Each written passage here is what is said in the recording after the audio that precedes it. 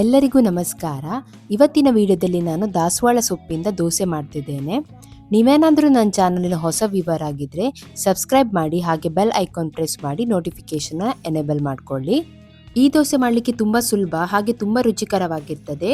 ಈ ದೋಸೆಗೆ ನೀವು ಕೆಂಪು ದಾಸವಾಳ ಅಥವಾ ಬಿಳಿ ದಾಸವಾಳದ ಎಲೆಗಳನ್ನು ಉಪಯೋಗಿಸಿ ದೋಸೆ ಮಾಡ್ಕೊಳ್ಬಹುದು. ಬೇರೆ ಕಲರ್ ದಾಸವಾಳದ ಎಲೆಗಳನ್ನು ಉಪಯೋಗಿಸಿ ದೋಸೆ ಮಾಡ್ಕೊಳ್ಬಹುದು. ಆದರೆ ಕೆಂಪು ಮತ್ತು ಬಿಳಿ ದಾಸವಾಳದ ಎಲೆಗಳ ಪರಿಮಳ ಮತ್ತು ರುಚಿ ಬೇರೆ ದಾಸವಾಳದ ಎಲೆಗಳಲ್ಲಿ ಬರುವುದಿಲ್ಲ.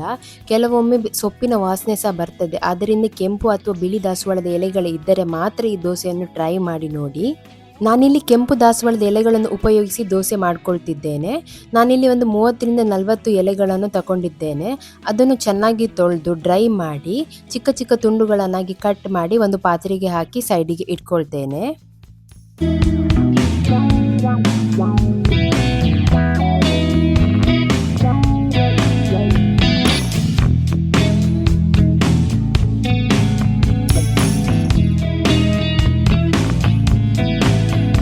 ಇವಾಗ ನಾನೊಂದು ಮಿಕ್ಸರ್ ಜಾರಲ್ಲಿ ನೆನೆಸಿರುವ ಅಕ್ಕಿ, ಹಾಗೆ 1 ಕಪ್ಪಷ್ಟು ಕಾಯಿ ತುರಿ, ಕಟ್ ಮಾಡಿ ಇಟ್ಟುಕೊಂಡಿರುವ ದಾಸವಾಳದ ಎಲೆಗಳು, ಹಾಗೆ ನೆನೆಸಿರುವ ಅವಲಕ್ಕಿಯನ್ನು ಹಾಕಿ ಎಷ್ಟು ಬೇಕೋ ಅಷ್ಟು ನೀರನ್ನು ಹಾಕಿ ಚೆನ್ನಾಗಿ ರುಬ್ಕೊಳ್ತೇನೆ.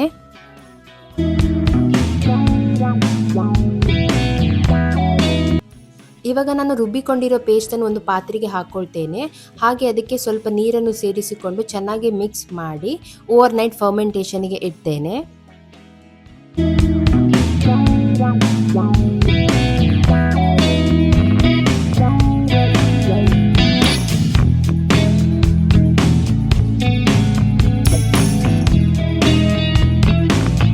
ನೀವು ಬೇಕಿದ್ರೆ ಮೇಲ್ಗಡೆ ಸ್ವಲ್ಪ ಉಪ್ಪನ್ನು ಹಾಕಿ ಸಹ ಫರ್ಮೆಂಟೇಷನ್ಗೆ ಇಡಬಹುದು. ಅದನ್ನು ಮಿಕ್ಸ್ ಮಾಡಬಾರ್ದು. ಮೇಲ್ಗಡೆ ಸ್ವಲ್ಪ ಉಪ್ಪನ್ನು ಹಾಕಿ ಲಿಡ್ಡನ್ನು ಕ್ಲೋಸ್ ಮಾಡಿ ಓವರ್ ನೈಟ್ ಫರ್ಮೆಂಟೇಷನ್ಗೆ ಮಾಡ್ಕೊಳ್ಬೇಕು. ದೋಸೆ ಬ್ಯಾಟರ್ ಇವಾಗ ರೆಡಿ ಆಗಿದೆ. ನಾವು ಇವಾಗ ಒಂದೊಂದೇ ದೋಸೆಯನ್ನು ಮಾಡ್ಕೊಳ್ತಾ ಹೋಗಬೇಕು.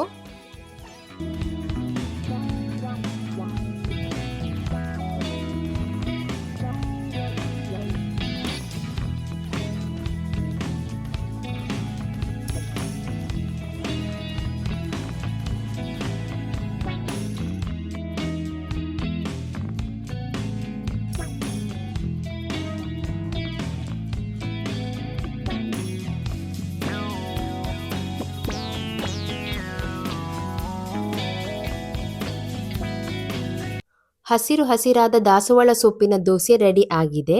ನಿಮಗೆ ಈ ವಿಡಿಯೋ ಇಷ್ಟ ಆಗಿದ್ರೆ ಲೈಕ್ ಮಾಡಿ, ಹಾಗೆ ಕಮೆಂಟಲ್ಲಿ ತಿಳಿಸಿ ಹೇಗಾಗಿದೆ ಅಂತ. ಇನ್ನೂ ಹೆಚ್ಚಿನ ವಿಡಿಯೋಗೆ ನನ್ನ ಯೂಟ್ಯೂಬ್ ಚಾನಲ್ನ ಸಬ್ಸ್ಕ್ರೈಬ್ ಮಾಡಿ. ಮುಂದಿನ ವಿಡಿಯೋದಲ್ಲಿ ಸಿಗೋಣ. ನಮಸ್ಕಾರ.